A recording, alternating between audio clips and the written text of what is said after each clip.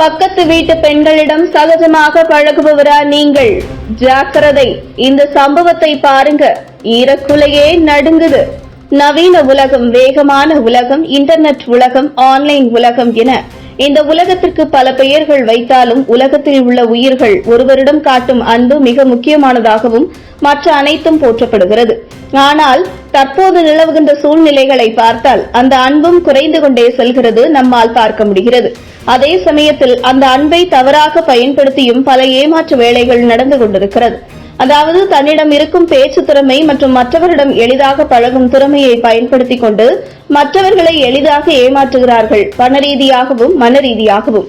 கடந்த சில தினங்களுக்கு முன்பு பேஸ்புக்கில் நண்பர்களாக பழகி, அதுவும் ஒரு குறிப்பிட்ட மாவட்டத்தில் உள்ள தொழில் அதிபர்களை குறிவைத்து அவர்களிடம் பழகி நட்பாகி பிறகு காதலிப்பதாக கூறி அவர்களையே தான் இருக்கும் இடத்திற்கு ஒரு பெண் வரவழைத்து பிறகு தன்னுடைய கூட்டாளிகளை தன் வீட்டிற்கே அராஜகம் செய்வது போல் வரவைத்து அந்த நபரிடம் இருக்கும் பணத்தையும் நகையையும் என்னென்ன அவரிடம் இருந்து பெற முடியுமோ என அனைத்தையும் பெற்றுவிட்டு தப்பிக்கொண்டு இதே வேலையை தொடர்ந்து செய்து வந்துள்ளனர்.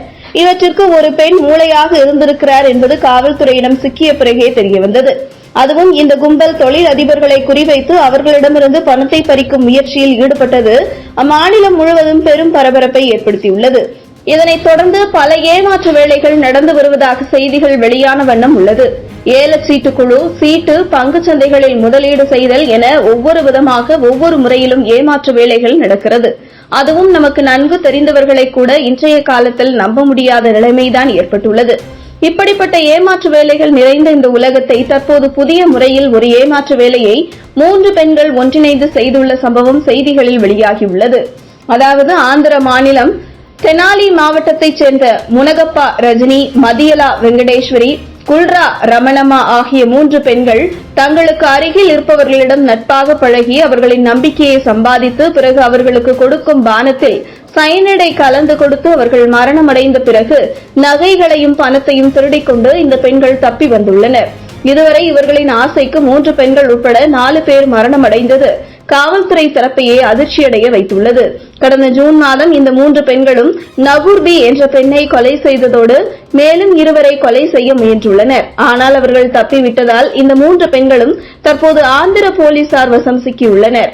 இதனையடுத்து இவர்கள் குறித்த விசாரணையை போலீசார் விசாரணை மேற்கொண்டதில் இந்த 3 பெண்களின் மதியலா வெங்கடேஸ்வரி என்ற பெண் இதற்கு முன்பாகவே கம்போடியாவில் சைபர் கிரைமில் ஈடுபட்டதாக கூறப்படுகிறது. மேலும் சயனைடு மற்றும் பிற ஆதாரங்களையும் காவல்துறையினர் இந்த 3 பெண்களிடமிருந்து கைப்பற்றியுள்ளனர். இந்த 3 பெண்களுக்கு சயனைடு வழங்கிய நபரையும் போலீசார் கைது செய்துள்ளனர். இதனையடுத்து மேற்கொண்ட விசாரணையில் இந்த 3 பெண்களும் தற்போது குற்றங்களை ஒப்புக்கொண்டதாகவும் கூறப்படுகிறது. இருப்பினும் இதே போன்ற பாணியில் இன்னும் பல வேலைகள் பலவற்றை பலர் செய்து கொண்டிருக்கலாம்.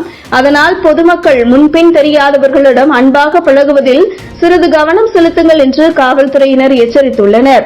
இதுபோன்ற முக்கிய நிகழ்வுகள், அரசியல் தகவல்களை ஆழமாக மாறுபட்ட கோணத்திலும் அறிந்து கொள்ள மறக்காமல் பாரத் மெயில் 24 பக்கத்தை பின்பற்றிக் கொள்ளுங்கள்.